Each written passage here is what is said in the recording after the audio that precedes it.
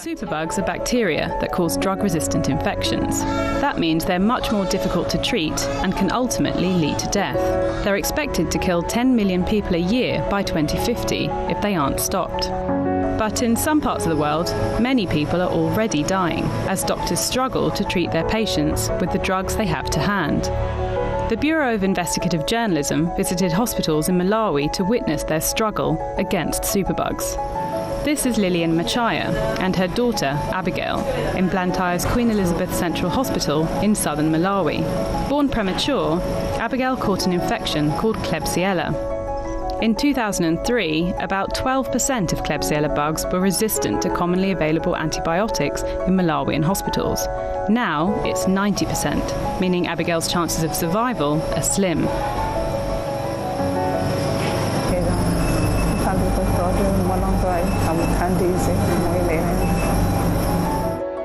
The Queen Elizabeth Hospital is the biggest in the country, and many babies like Abigail are sent here for treatment.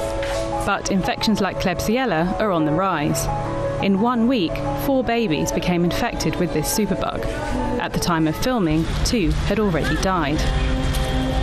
Dr. Kondwani Kawaza is a neonatologist at the hospital. It feels sad because you have a mother who has waited for 9 months to get a baby, and then you lose that baby from a potentially treatable condition. In Malawi, easy access to common antibiotics has led to their overuse, and now many drugs have stopped working due to bacteria evolving and becoming resistant to them. In addition, poor hygiene in some health centres is partly to blame for the rise in superbugs. For example, this is Nyambi Health Centre in Machinga district, 100 kilometres north of Blantyre. It has no running water and regularly runs out of soap and sterile gloves. Pregnant women are told to bring a plastic sheet to give birth on and a razor blade to cut the umbilical cord. If the blades aren't sterile, they risk infection. And because of the misuse of antibiotics, infections can't always be cured. But hospital workers are concerned that prescribing more expensive and less widely available drugs to treat the infections could ultimately lead to the same cycle of resistance, leaving them with no remaining options. Yeah, some people think that the antibiotic resistance is a hypothetical threat, non-existent threat that only academics talk about. But for us working here, we do see it every day. We do see babies change suddenly from a robustly active baby to a profoundly sick baby. Abigail died a month after she was infected with Klebsiella. If the international community fails to do more to stop the spread of superbugs, experts warn that millions more will face the same fate.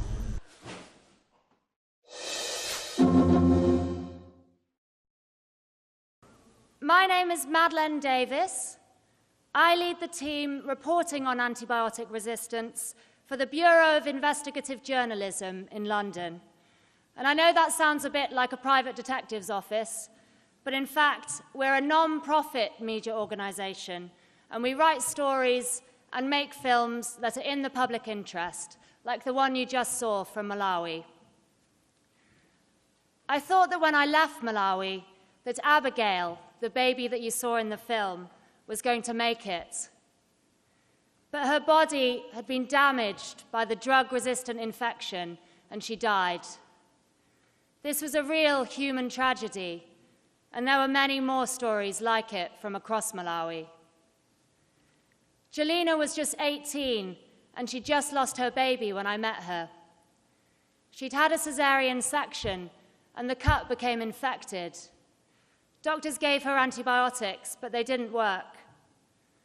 The infection spread to her womb. Doctors again gave different antibiotics, but they didn't work. In order to save her life, doctors had to operate and remove her womb. She now can't have children, and she fears that she'll be ostracized. This is the reality of antibiotic resistance. I know that confusingly, antibiotic resistance goes by many different names and has many acronyms: antibiotic resistance, ABR, antimicrobial resistance, AMR, drug resistance, or my personal favorite, superbugs.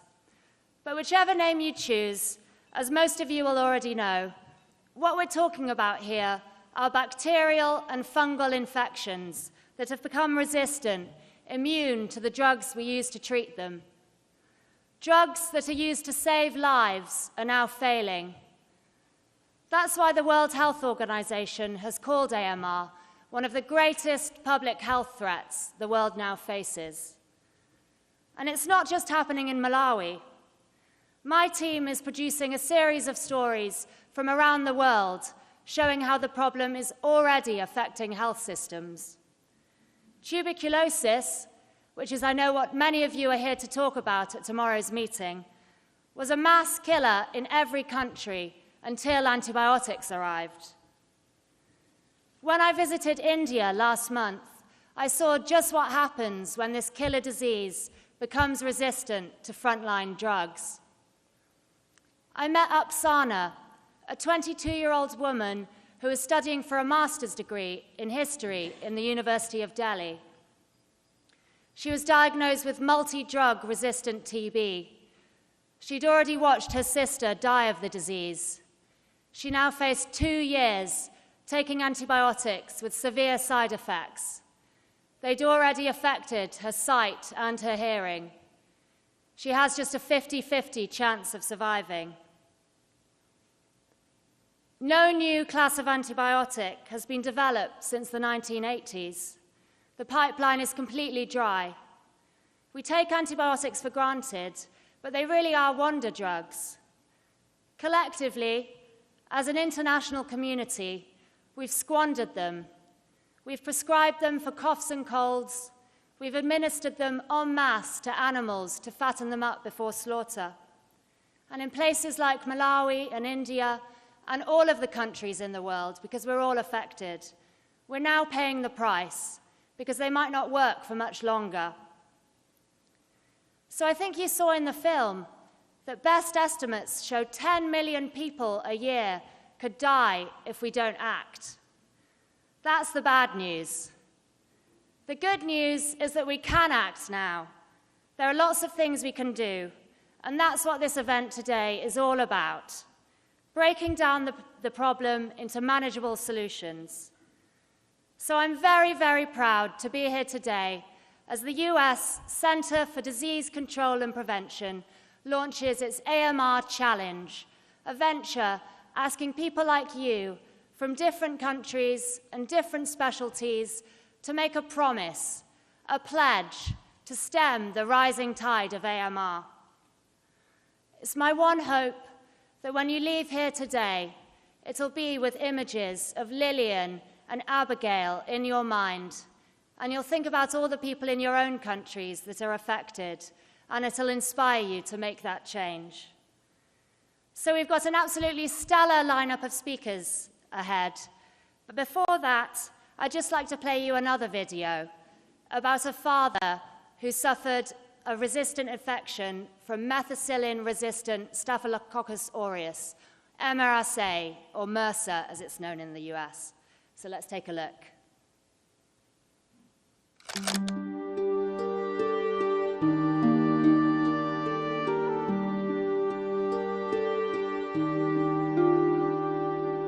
Coming up into the city of Portland after 11 hours in the saddle, got to be emotional. I just broke down. I'm doing this. I'm gonna make it. I knew he was gonna do it, but I was overcome with a lot of emotion, realizing that just 6 months before that, he was lying down on a couch and not able to do the things for himself that he once did. I was part of the good outcome. There are far too many that are on the opposite end and lose their battle, their fight with their antibiotic-resistant infection.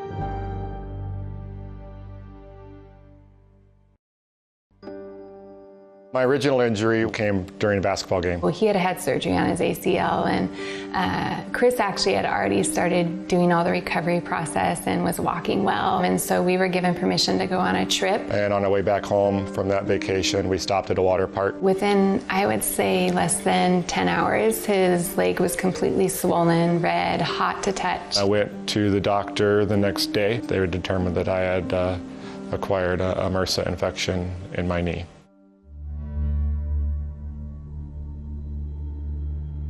The doctor said that we would need to stay in the hospital and be isolated for a few days. They sent us home. His symptoms kind of resurfaced. It felt like the rest of my body was just deteriorating. Go to the emergency room. Put me into panic mode. What if this doesn't go away? They did several more surgeries on Christopher's knee. Multiple surgeries. Trying to get the infection under control. There was something going on outside of the surgery that we had not seen. They didn't know where else to look for the infection. Possibly gone to his brain. The doctor basically told me at that point that it had gone to his brain, that there wasn't a lot that they could do because he was on the highest, most potent antibiotic that they know to treat MRSA. And I faced the realization that I might lose him. And at 30 years old, I wasn't ready to be a widow or to be a single mom.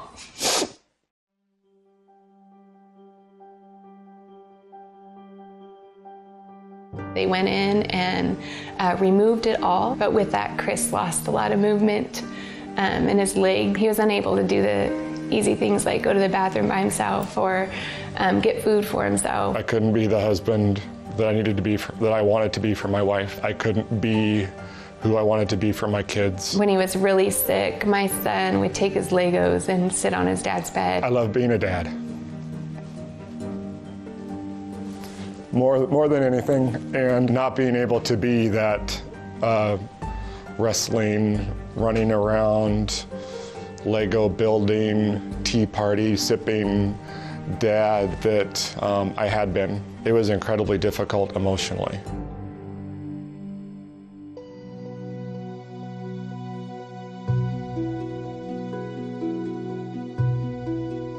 It was literally a moment while I was in the hospital in bed that I just... The drug-resistant infection meant he was bedridden for 6 months. If resistance rises, this will become the new reality.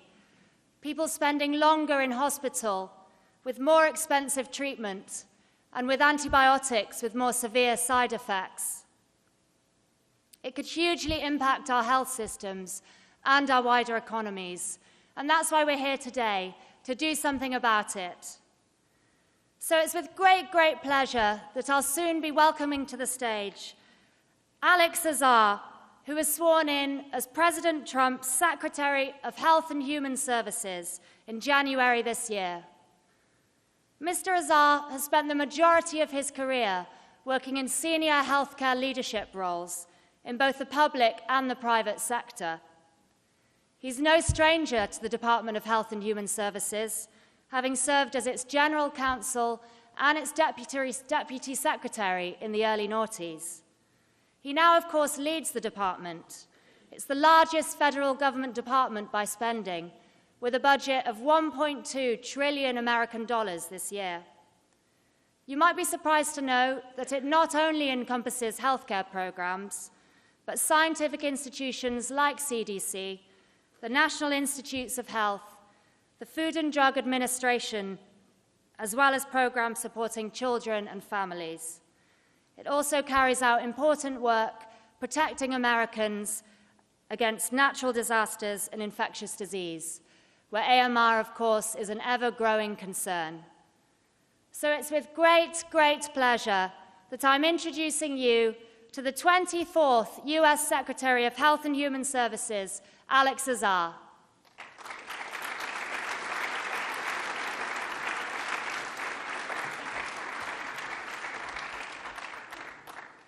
Thank you very much, and I'd like to extend my personal welcome and that of the United States government to everybody who has joined us here tonight and in this fight. I know there are many events vying for your attention this important week, so we appreciate your being here. It's a testament to the importance of what we're here to discuss, antimicrobial resistance. The U.S. Department of Health and Human Services has made AMR a priority in both our domestic and our global work, and it's a priority for the entire U.S. government. Antibiotics have brought us so many medical and public health advances, from safe surgery and childbirth to the treatment of cancer through chemotherapy. The emergence and rapid spread of antimicrobial resistance threatens to undo this progress at an enormous human and economic cost. No one is immune from this threat. While the exact burden varies, High levels of resistance have been found across sectors and in every region of the world. Here in the United States, as we saw in the video, drug-resistant bacteria infect 2 million people every year, and more than 20,000 people die as a result. Aggressive global action is needed to slow the development of new resistance, prevent the spread of existing resistance, and spur the development of new antimicrobial products. The United States has made significant investments in research and development to combat AMR. Along with partners, we're working to improve antibiotic use and accelerate the development of new drugs, diagnostics, and vaccines, while ensuring access to these innovations worldwide.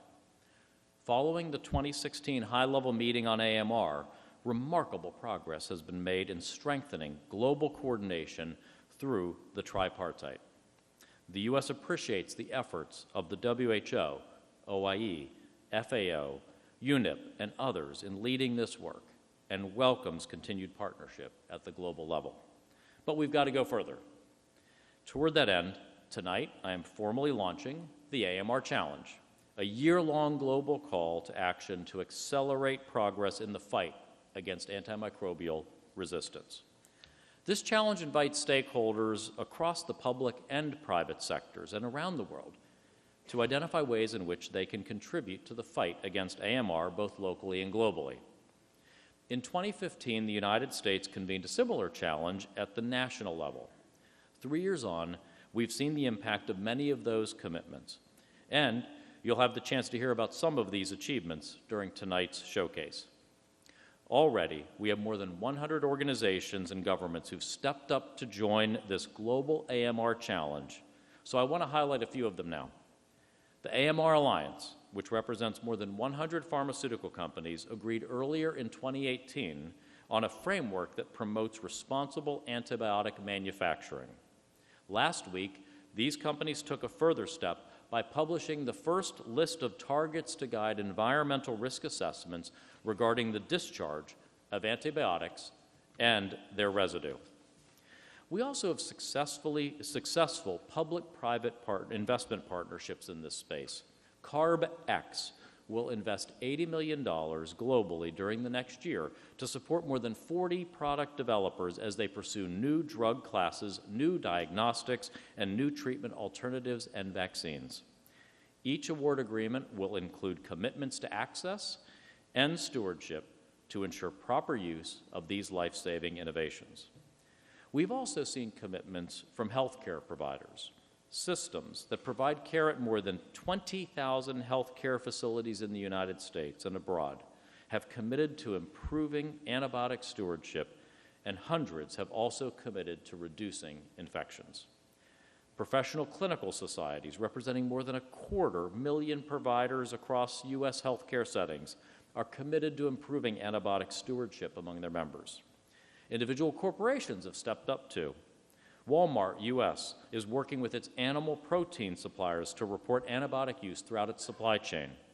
They will also conduct blockchain projects to improve responsible antibiotic use in farm animals, impacting their 5,000-plus locations across America.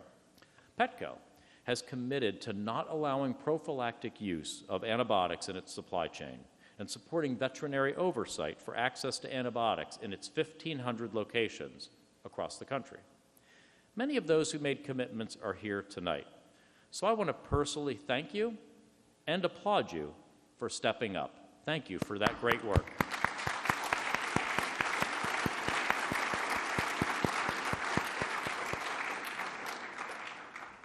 We and the rest of the world community are grateful for your leadership, and we hope you will encourage others to join in this important endeavor. If you have yet to make a commitment, I urge you to consider what kind of commitment you could make to protect people, animals, and the environment around the world from this terrible threat. Next year, at the General Assembly, I look forward to marking the end of this 12-month challenge and celebrating the progress that we have all made together. The threat of AMR is real and looming. Indeed, part of the promise of modern medicine itself is at stake. But together, with every country and sector doing its part, we can keep future generations safe. So thank you again for your commitments and for joining in this very important fight. Thank you.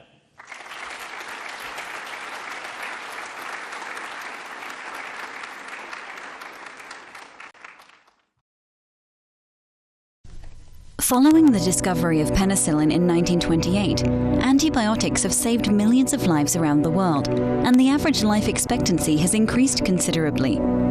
But the wealth of these miracle drugs is not only a success story. The bacteria have fought back, and today we see an alarming trend. The number of multi-drug resistant bacteria has grown dramatically over the last decades, resulting in thousands of deaths due to infections that cannot be cured. What happened? The massive use of antibiotics has stimulated bacteria to develop resistance mechanisms in order to survive. For many years, we did not know enough to take this global threat seriously. And although awareness and involvement has increased, much damage has already been done. Antibiotics are often prescribed unnecessarily for infections that are likely to go away without treatment. In many countries, antibiotics are also sold over the counter without a prescription from the doctor. At the same time, in many low-income countries, lack of access to antibiotics actually causes more deaths than resistance. Multi-drug resistant bacteria spread within hospitals as a result of poor infection control, and also between people in the community. Bacteria know no boundaries, and extensive international travel and trade help resistance to spread from continent to continent. Antibiotic resistance does not only affect humans, but also the health of animals and the environment. It is all connected. The unpleasant truth is that scientists have not come up with a new class of antibiotics since 1987, and we are about to enter a new era where many commonly used antibiotics have lost their effects. Modern medicine relies on the availability of effective antibiotics. Without them, it would be too risky to perform organ transplants, cancer chemotherapy, or even common surgical procedures such as hip replacements. Care of preterm babies would also be at higher risk for untreatable infections. Resistance is costly, both for the individual and for society. By 2050, the number of deaths due to antibiotic resistance could reach 10 million per year, and thus exceed the number of people who annually die from cancer today. Antibiotic resistance has been considered as dangerous and deadly as terrorism and global warming. Are we heading towards a post-antibiotic era? We cannot reverse this frightening trend, but we can slow it down. And all of us need to change our behavior to once again gain the upper hand in the fight against antibiotic-resistant bacteria.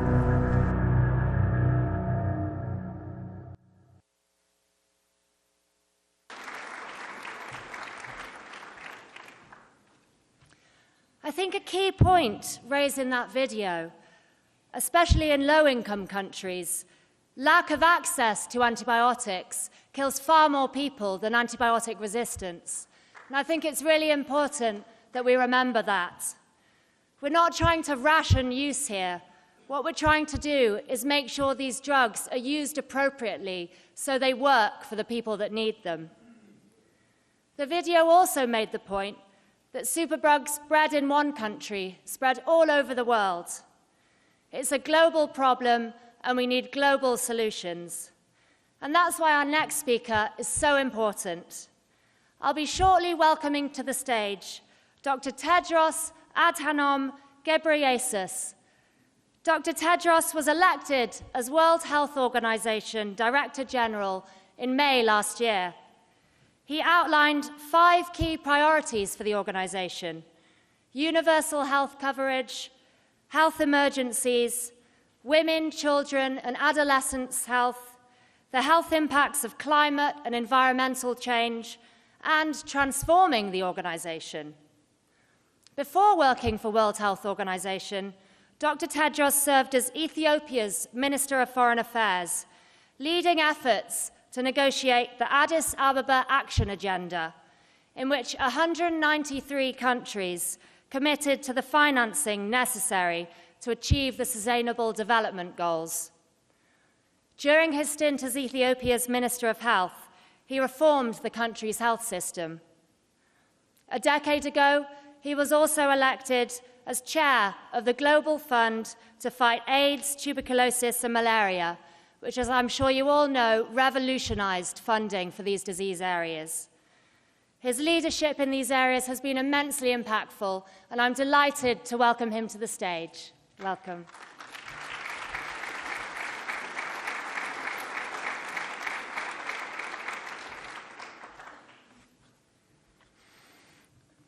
Thank you, Madlen, for that very kind introduction. Secretary Azar, my brother, Excellencies, ladies and gentlemen, thank you so much for inviting me to speak this evening. And it's an honor to be here for the launch of the AMR Challenge. Thank you for your leadership on this issue. Let me begin with a story. Carl Rome was an assistant platoon guide with the US Army. He returned home after serving overseas, but became gradually sicker and sicker. Eventually, he was admitted to hospital and treated with several antibiotics. Nothing worked. He died of cardiac arrest because drug-resistant bacteria had destroyed his heart. I think relatively Chris's story would be better. His mother, Joyce, said this, I quote, "You are brought up to believe that if you get sick, there is an antibiotic for you, and they give it to you, and you get better. But since then, we have learned that too much is not a good thing," end of quote. The US CDC estimates that 23,000 people just like Carl die in this country every year due to drug-resistant infections. Globally, drug resistance is responsible for an estimated 700,000 deaths a year. That's 700,000 families who lose someone they love because a medicine that should have cured them didn't work.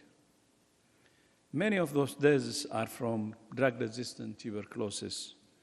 That's why tomorrow's high-level meeting on tuberculosis at the General Assembly is so important for turning the tide, not only on TB, but on antibiotic resistance.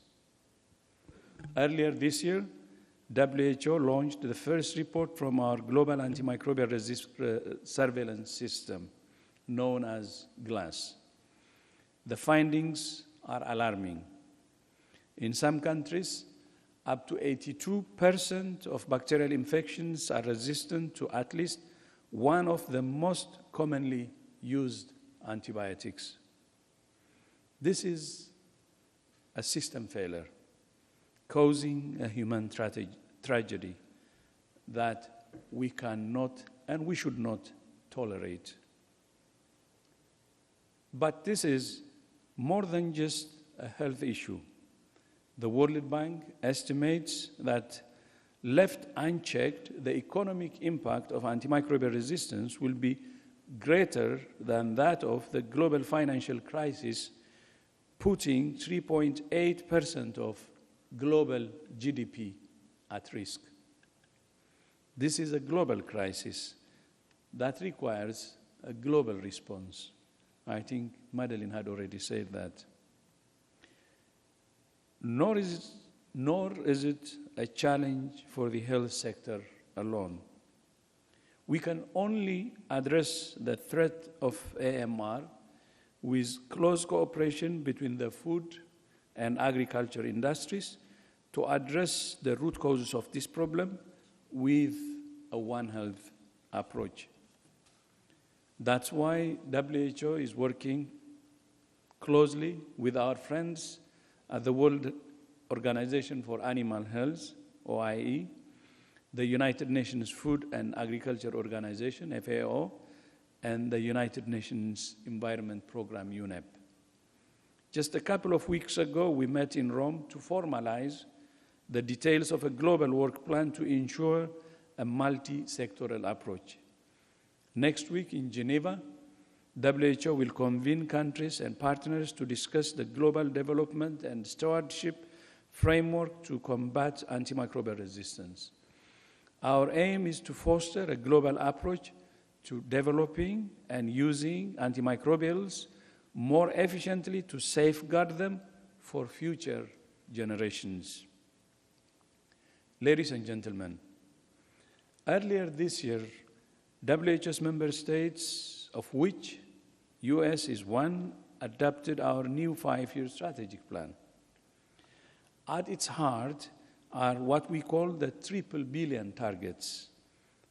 1 billion more people benefiting from universal health coverage, 1 billion more people better protected from health emergencies, and 1 billion more people enjoying better health and well-being. That makes it triple billion. Addressing the threat of AMR is relevant to all three. Achieving universal health coverage means ensuring people can access safe and effective medicines. Achieving health security means ensuring we have effective medicines for use in emergencies. And we cannot achieve better health and well-being without developing new and effective medicines. WHO has also produced several tools to support global effort to combat AMR. Last year, we published the priority pathogens list, which highlighted the 12 groups of bacteria for which investments are needed most urgently, in addition to the priority of addressing drug-resistant tuberculosis. The latest version of our essential medicines list includes practical guidelines on which antibiotics should be used to treat common infections and which should be kept in reserve for the most severe circumstances. And we also published a report last year about the state of research and development for new antimicrobials. It showed that the cupboard is disturbingly bare. The cupboard is disturbingly bare. Urgent investments in research and development are needed, but research and development alone is not the answer. We also need to take cross-sectoral action to address the root cause of the problem. For example, we can prevent infections in the first place with improved sanitation and hygiene. Ladies and gentlemen, let me leave you with 3 challenges. First, we must meet the challenge of saving lives by using antibiotics responsibly, and only when necessary. We need access without excess. Second, we must meet the challenge of investing in research and development for new medicines. And third, last one, we must meet the challenge of working across sectors to implement change with a One Health approach. The MR challenge you're launching tonight, Secretary Azar, is a wonderful opportunity to make progress on each of these 3 recommendations I made. I congratulate the CDC and my brother, Alex Azar, and I wish you every success. And you can count on WHO support as we work together to create a healthier, safer, fairer world. Thank you so much again. Thank you.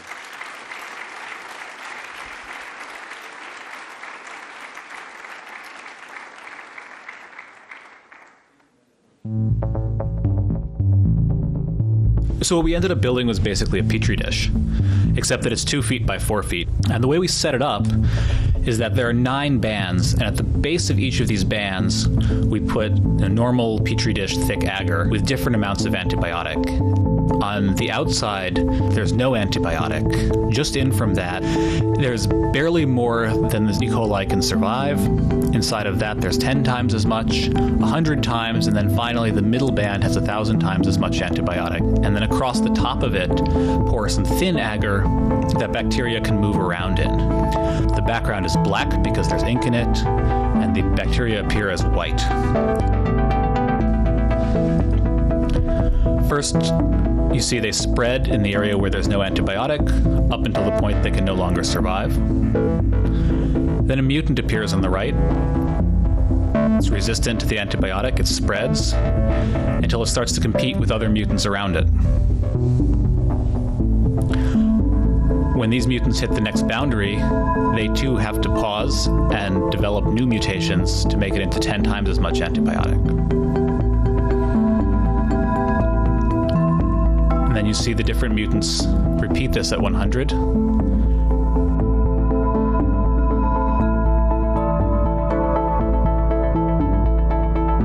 And after about 11 days, they finally make it into 1,000 times as much antibiotic as the wild type can survive.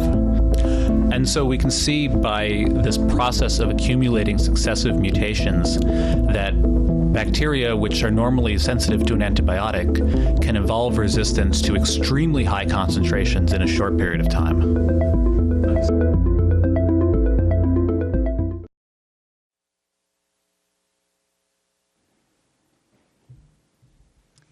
So as you can see, no matter how fast we are, the bacteria are faster. It's about Darwinian survival for them. And now for a perspective from India. Next, I'll be welcoming to the stage Balram Bhargava, Director General of the Indian Council of Medical Research. The Indian Council of Medical Research is one of the largest and oldest medical research bodies in the world. Dr. Bhargava is a renowned cardiologist, having practiced medicine for more than 30 years. In India, he established the Society for Less Investigative Medicine, which seeks to combat excessive commercial medical practices, and he was awarded a prize for those efforts. He's one of the most foremost leaders in India in biomedical innovation, public health, medical education, and research. So welcome to the stage, Dr. Bhargava.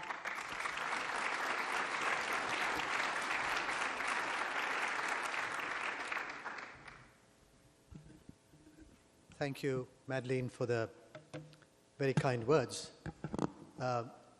Good evening, ladies and gentlemen. I will be representing 15% of the world population, and we will be talking about the initiatives which the Indian Council of Medical Research has done on the AMR. So AMR, I think Tedros has summarized very well. The basic problem is a balance or a disbalance between access and excess. And that is what it's all about. Limited access is a problem. Too much excess is also a problem. And India has both parts of the world within India. You have excess in some parts of the country, and you have limited access in some parts of the country. Now we have MDR tuberculosis near smear positive, less than 3%. Malaria chloroquine failure rate of about 35%. Sulfapyrimethamine resistance of 26%. Gonorrhea is resistant to penicillin, fluoroquinones, and now also cephalosporins. AMR is a major issue in the intensive care units, hip, knee replacements, transplants, cancer treatments, cesareans, and the prevalence of MRSA, which we just saw a film about, is 20 to 40%. It is frightening. We have for addressing AMR, we have issues of evidence, engagement, education, research, development, innovation, neuroantibiotics, drug targets, drug development, anti-infectives, prescriptions, and diagnostics. So the policymakers, including myself and some of our ministers, have done a little bit, but more has to be done in terms of regulation and also in terms of medicines and antibiotics being available over the counter without prescriptions. The key initiatives and the key areas of focus are from the ICMR, or the Indian Council of Medical Research. We are generating reliable evidence, antibiotic and diagnostic stewardship, understanding mechanisms of resistance, transmission dynamics, and our key goal is the One Health integrated platform. Now, if you look at this country, 4,000 kilometers north to south and 4,000 kilometers east to west, we have a huge problem, and our antimicrobial research and surveillance network of the Indian Council of Medical Research has included 20 different institutions within the country, and the priority pathogens are Enterobacteriaceae, gram-negative non-fermenters, enteric fever, diarrhegenic organisms, MRSA, Enterococcus, and fungal pathogens. Overprescription of vancomycin, linezolid, tigecycline, leading to increasing of this AMR, and drug-resistant fungal infections are also increasing. We have given standard operating procedures in bacteriology and the procedures from the Indian Council of Medical Research for the country, and they are being disseminated. We are strengthening the antimicrobial surveillance program, and we have identified breaches in infection control. The ICMR aims CDC Strength in Healthcare is also facilitating these programs, and we have given treatment guidelines for antimicrobial use for common symptoms. And the National Action Plan has also been developed for antimicrobial resistance, with 11 ministries on board to enhance awareness, strengthen surveillance, and improve rational use of antibiotics, reduce infections, and promote research. And you can see the health minister and the other minister also there. Regulatory aspects, we have the Schedule H1, which was started in March of 14, which included 46 drugs, including 24 antimicrobial, which are not going to be available over the counter, third, fourth generation cephalosporins and carbapenems, and 11 anti-tuberculosis drugs. Banning of 354 fixed drugs combination, also containing antimicrobials, has happened in March 2014. So to end, we have to have evidence, exploration, engagement in education, to expand understanding of AMR community antibiotic use, research, strengthen AMSP, particularly for nosocomial infections, and address the diagnostic gap, which includes regulations, collaborate with industry, and expand on One Health initiative. And we are trying to create a dedicated National Institute for Zoonosis to look into this. I thank you so much for your attention, and this AMR sincerely remains a huge, big problem, and I congratulate the CDC again for taking up this initiative in a big way, and we have got excellent support pledged by the WHO, and I can pledge support from the Indian Council of Medical Research, representing a large population of the world. Thank you so much for your attention.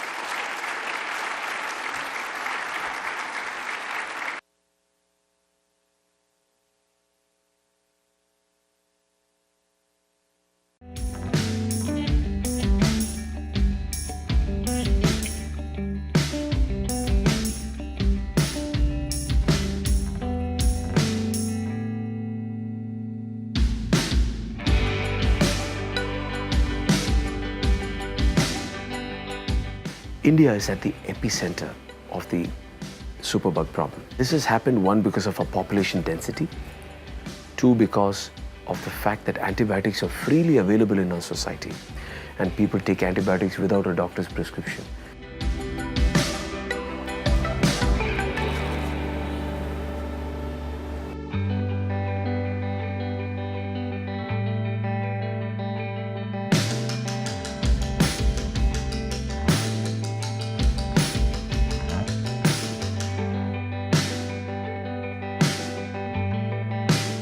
A deep science-based startup like Bugworks, which is one of the very exciting startups based out of CCAM, require that culture around them to build deep science technologies. So we have now a fantastic pool of startups, which gives us a hope that we will have innovations in India, looking at Indian problems, the problems which are around us, and build solutions for that. The Indian government is trying to do its best to create awareness, fund amazing incubators that give us access to the latest and greatest equipment and facilities.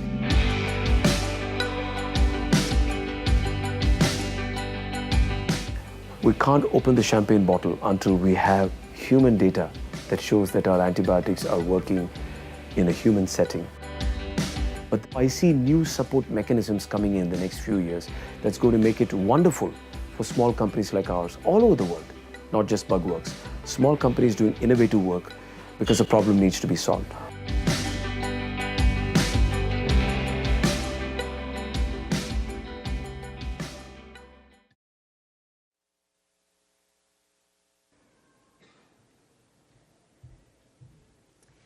I'm sure you'll all be interested to know that that was the world premiere of the Wellcome Trust video on AMR in India.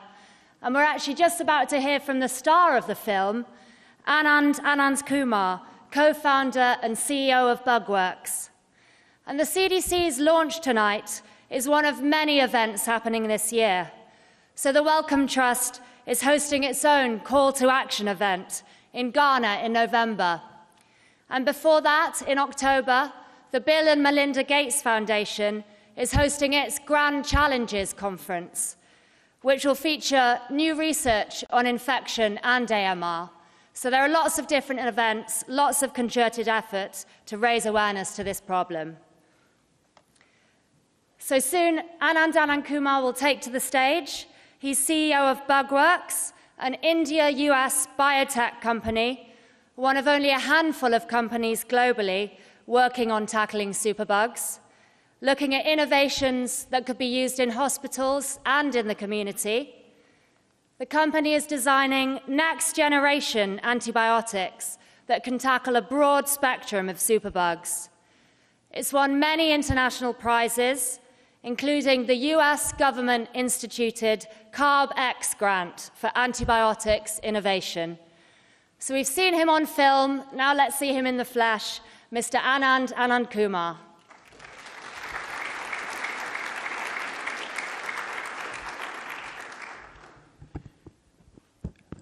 Namaste, with love and humility from India. Wonderful to be here, great honor, and I really thank the CDC for giving an opportunity for a small, innovative company from half the world away to present in front of such a wonderful, august audience. The global situation around AMR is stark. We don't need to talk about statistics. You've seen it yourself. And I come from India, where we have such a large disease burden. Of the 700,000 deaths per year, a significant portion happens from India, and about 100,000 babies die every year owing to neonatal sepsis. But I'm not here to talk about a problem from India, but rather from a solution space. The organizers, when I spoke to them, were kind enough to tell me to share my personal story. So it may sound like a Hollywood script, but it's real. And that's what I'd like to share with you guys. I'm a semiconductor physicist, knew nothing about science. I was designing computer chips in Silicon Valley before I went to India. And a personal crisis made me move into biotech. And we started a cancer company called CellWorks, where we were using computer chip design modelings to model the human body for cancer. While we were doing CellWorks, I was fortunate enough to work with the Wellcome Trust to use computer design techniques to simulate tuberculosis. A crazy bunch of guys looked at TB and said, can I use the same mathematical modeling that we use for computer chips, advanced computer chips, to simulate tuberculosis? And we simulated tuberculosis and came up with a new set of combinations for tuberculosis that's going through clinical trials. That was the genesis for Bugworks. And in 2014, we started Bugworks as an Indo-US venture. In 4.5 years, ladies and gentlemen, we believe we are very close to cracking the superbug. And in about a month from now, we'll be announcing a global breakthrough with a clinical candidate that's pretty much working on all of those organisms that you saw right up there. That includes gram-negatives, gram-positive, sexually transmitted diseases, as well as pathogens that impact bioterrorism.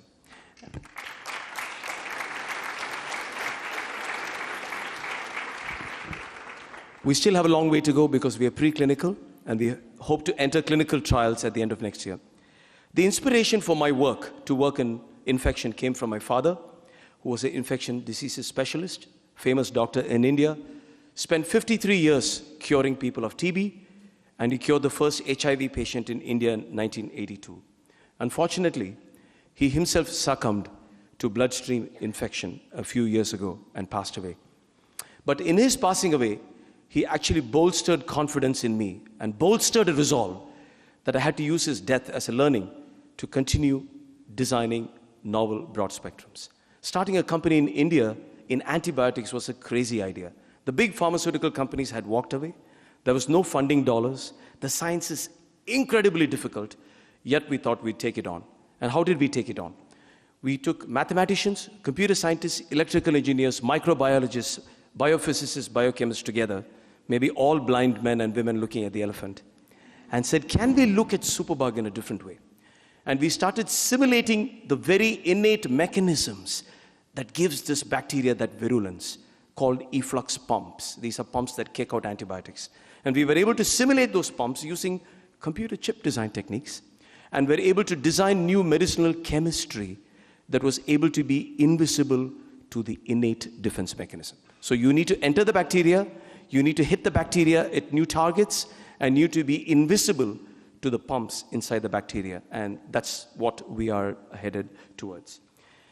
The Indian ecosystem has been a fantastic place to work, great support from the Department of Biotechnology. And, ladies and gentlemen, the pathogens that we see in India are routinely pan-resistant, which means the battleground for us to test our ammunition is much far tougher than even the isolates we get from the CDC. They're pan-resistant, we routinely see colistin resistance, and it really, really challenges us to test our products on these. Antibiotic innovation is a perfect storm. As I said, the economics is simply not there, and you need talent pool from across the world. So we are only 20 people in India, but we work with the global network from the United States, the UK, EU, South Africa, Japan, and India. So it's a completely collaborative global story. The big change in our company happened because of Carbex.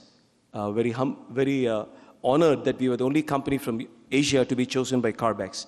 And it's because of Carbex and BARDA and NIAID Services and the Wellcome Trust, Bill and Melinda Gates Foundation, that we were able to progress our products to almost entering humans in the next 1 year. We wanted to give up because we simply couldn't get funding. We pitched to more than 250 presentations over the last 3 years to get funding. And I remember the words of my father before he died when he said, I spent 53 years, I saved 150,000, 200,000 people. But if your team is able to crack the superbug, you can impact millions of lives. And honestly, that was what kept us going. Many of us sold our personal properties to raise money to fund innovation. And we don't say this to get any empathy, but just to tell you that there's this strong resolve to break this problem, come what may. So deeply thankful for all those global networks that made it happen. Without push and pull mechanisms, antibiotics will not happen. We can speak as much as we want, we can write as many reports as we want, but without R&D innovation that pushes innovation and pulls it from the market side, it's going to be very difficult. Thanks to Carbex and Wellcome Trust and Bill and Melinda Gates Foundation and Drive A and B, there's enough push mechanisms. They're funding about 40 companies. We are one of those 40 companies. Hopefully at least 5 of those 40 will cross the line and crack the superbug. And whoever does it, great, it's good for the world. But on the pull side, if there is no market and none of the big pharmaceutical companies participate, it's going to be very difficult. So my hope, our hope, is that by working with platforms like this, we can sensitize governments all over the world to create some pool of money that incentivizes new antibiotics. For a fraction of the cost of a fighter bomber that you spend per year, you can actually fund 20 antibiotics, and 20 antibiotics will buy us 100 years of human history. There is no exaggeration. $4 billion is the cost of one fighter bomber. For $20 billion, we can fund 20 antibiotics, and honestly, that will buy us the next 100 years. And I think we can do it. We are almost there. A great problem to be solved with global collaboration. Once again, thank you very much. And Bugworks is not yet a success story. It will be a success story when no babies in Malawi or India or anywhere in the world die of neonatal sepsis, and no one has to suffer from MRSA or have untreatable urinary tract infection or bloodstream infection. Thank you so much for this wonderful opportunity, and let's work together. Thanks.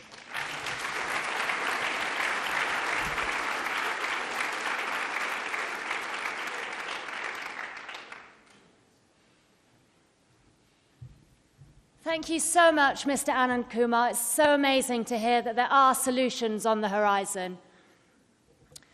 So we've now heard from all of our speakers, and I really hope that you've been inspired by the different perspectives that have been shared tonight. What's clear is that we all have a role to play in the fight to tackle AMR. It will take action from world leaders, doctors, farmers, vets, public health organisations, drug companies, and many others. And what I hope you'll take from that is that whatever area you work in, you can do something today. So if you haven't already made a commitment, I hope you'll take a moment and fill out the card in your programme. If you drop it in the bowls in the other room, CDC staff will reach out in the next few weeks and they'll start the dialogue with you about what you can do and how you can help. So I just want to finish by repeating that every single minute somewhere in the world, somebody dies from a resistant infection. So in the last 2 hours since we've been here, more than 100 people have died. That's almost a third of the people in this room. But while the problem is vast, as we've just heard, there's a lot we can do, and there are solutions. And with your action, we can tackle it. So thank you so much for coming here tonight. I hope you found it insightful and inspiring, and I hope you'll get up from your seats and make a pledge immediately. So if you hang around, there'll be food and drink until 9 p.m. As a journalist, I'd love to meet a lot of you, so I do hope you'll stay for a drink. Thank you again, and good night.